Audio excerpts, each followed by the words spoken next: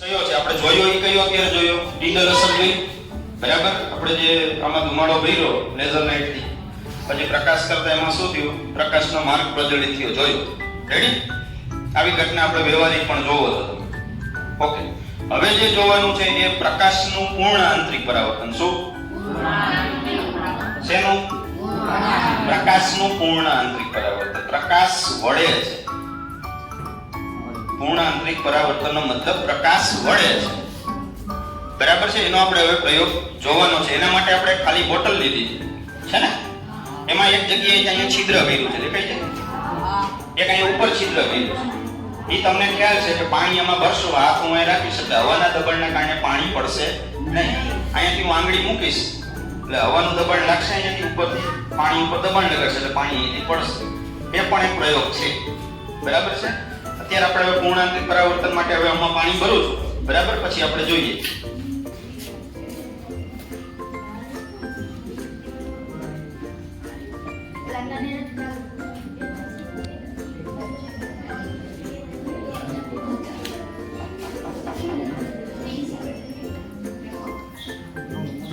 ચાલો પાણી ભરાઈ ગયું ઓકે જો અત્યારે અહીં આંગળી રાખી દીધી હવે જો પડે છે પાણી મૂકીશ તો પડશે બરાબર યસ હવે ખાસ અવલોકન કરવાનું છે કોઈ ઉભા ન થતા દેખાશે તમને બરાબર છે હવે છે ને જો શું કરું છું હું